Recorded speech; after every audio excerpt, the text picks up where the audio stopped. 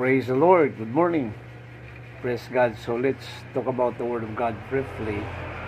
So nag-iyon din mga igsoon, the Word of God is for our correction. So ang purpose o katuyuan mga igsoon, pinagi sa pulong sa Ginoo mga igsoon, mo ni ang maghatag kanatog tabang nga makoreksyonan ang ato ang mga kinabuhi, ang ato ang mga sayop, ang ato ang mga wrongdoings, mga transgressions, ang ato ang mga faults, mistakes nga nabuhat. Hallelujah. Mao nga you will be corrected through the Word of God. And then ikaduha mga igsoon, nag-ingon diri nga the Word of God is for our protection.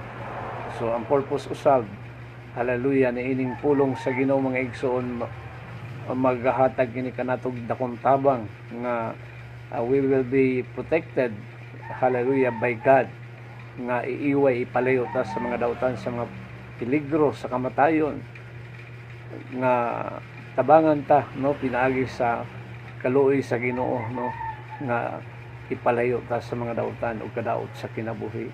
Dayon ikaw tulo mga igsoon, nag-ingon diri nga the Word of God is for our direction. Hallelujah. So mao ni ang mahimo nato nga banwag giya, lamdag, hallelujah, talamdan aron dili ta ma-mislead, dili ta matipas diya sa sayop nga dalan nga by the help of God mga igsoon, hallelujah, maka-tune in or tune on ang ato ang